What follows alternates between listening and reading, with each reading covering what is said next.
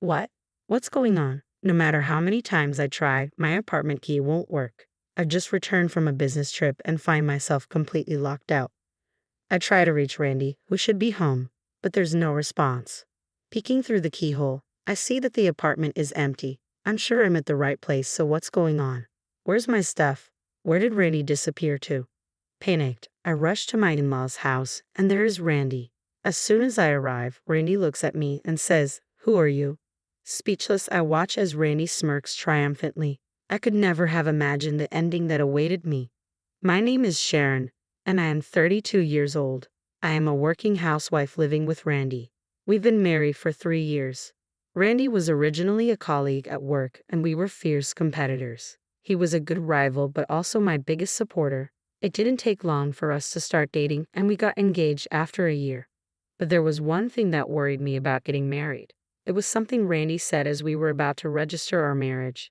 "Sharon, I'm thinking of quitting my job after we get married." "What? Quitting your job? Why would you do that?" I asked, stunned. "Actually, I've been thinking about this for a while. I want to use my experience to start my own company." "Your own company?" "Yeah, I want to start a business and do something bigger. So please let me give it my best shot." He bowed his head, and I could see the sincerity in his eyes.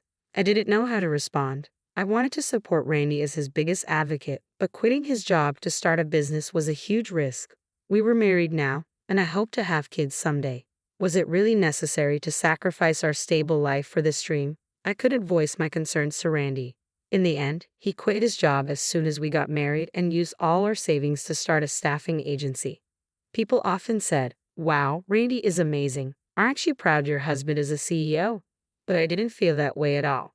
My female colleagues, especially my good friend Marilyn, seemed to understand my unease. "Starting a business right after getting married is too risky," Marilyn often said, echoing my thoughts. I agree with you, Marilyn. I wanted to say no, but I couldn't.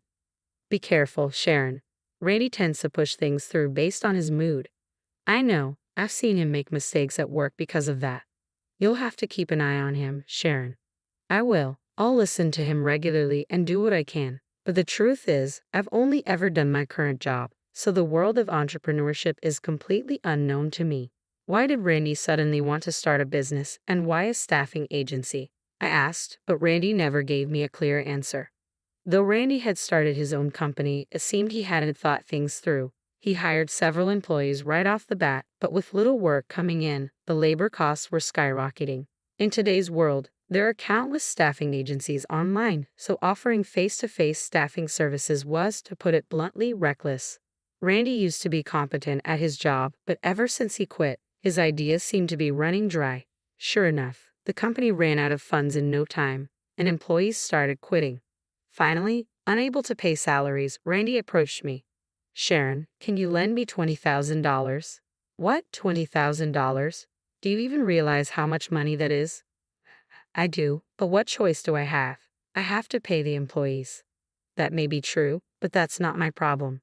You are my wife, and you are saying it's not your problem. You married me, committing to a lifetime together, right?" "Right, so you should help me out when I'm in trouble." Randy spoke as if he had done nothing wrong. I couldn't find the words to respond to his cold, disdainful gaze. For the next few days, Randy kept demanding the $20,000, adding insults like, "This happened because you didn't support me as a wife. It's all your fault. You need to cover the financial shortfall." I was berated daily and even faced some physical aggression. As days went by, I started to believe that maybe it was my fault.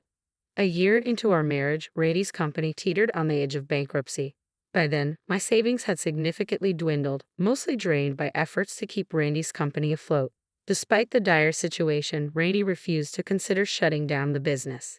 Instead, he sought help from his parents, my father-in-law, an average office worker, and my mother-in-law, a homemaker, had little to spare, but they couldn't turn away their desperate son. Ultimately, they mortgaged their house to lend him the money. Learning of this, even I was taken aback. How far would any parent go for their child? If Randy's company failed, they'd lose their home. Unfortunately, my fears materialized when Randy's company collapsed within just 6 months, leaving us drowning in debt. Following the fallout, Randy seemed to lose all drive to work. He spent his days idling around the house. Unable to tolerate it any longer, I confronted him multiple times. Randy, look, we're not exactly swimming in cash either. I've exhausted my savings. Can you please start looking for a job? What?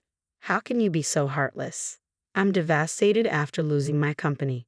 This is not the time for that. We owe money to your parents. They'll be fine. Their house is collateral. Do you even understand what that means? If things continue like this, they'll lose their house. It doesn't matter to us. My parents are old. They might as well be useful for once. I can't believe this. I never thought you'd be this kind of person. From that point on, cracks began to appear in our marriage. It's been about 6 months since Randy's company went bankrupt, and he shows no signs of finding a job. He's doing day labor once a week and spending all the money on himself. I've been dipping into my savings and cutting corners to make ends meet. Then one day, during a break at work, my mother-in-law called. Ah, Sharen, sorry for the sudden call, but I need to talk to you. Hello, mother-in-law. What's going on? Could you lend us some money? If we can't pay back the loan by the end of the month, we lose our house. It seemed my worst fears were coming true. I told my mother-in-law, let me think about it. I've already talked to Randy, but he said, I don't have any money. If you lose the house, so be it. What? Randy said that? What should we do, Sharen? We're going to lose our home. Calm down, I have an idea. After hanging up, I called my father, who answered immediately. Hey Dad, it's Sharen. Ah, a long time, not talk. How are you? I'm fine, but there's a problem. What happened?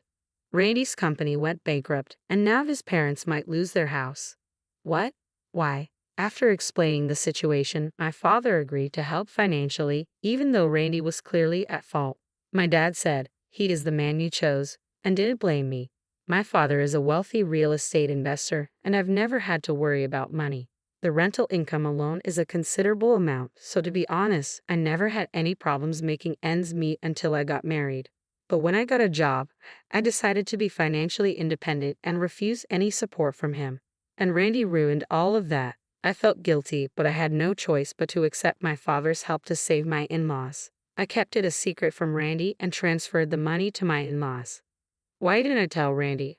I've only told him that my dad is a real estate agent. If he found out about my father's wealth, I feared he'd change his attitude and start demanding money. If that happened, it would be the end of us. If we are going to continue living together, I don't want to grow to resent Randy. That's why I have to keep my father's wealth a secret from him. To avoid hurting my beloved parents and in-laws, I chose to continue my relationship with Randy. When I told my mother-in-law about my father's financial help, she said, Are you sure? You and your father saved us. It's fine. I'd rather avoid any unnecessary drama. All right, if you say so, we'll pay back the money, even if it takes time. Don't worry, I'll help with that too. Thank you, Sharen. You've been a lifesaver. I could hear the tremor in my mother-in-law's voice over the phone. I was glad that I could help her. Knowing that she had been pushed into such a corner, I felt a sense of relief in being able to assist. But Randy's behavior was deteriorating. He was increasingly absent from home, and when I asked where he was, he retorted with, None of your business, yet he still demanded money for groceries. Then, I had to embark on a business trip for 3 days. I was worried but also relieved. 3 days without seeing Randy's face. I had married him out of love, but now his presence was a burden. 3 days later, I returned from my trip. From the airport, I headed home with a gloomy feeling. I should have been eager to get home, but the thought of seeing Randy again filled me with dread. When I tried to unlock the door, something felt off. What's going on? No matter how many times I tried, the key wouldn't work.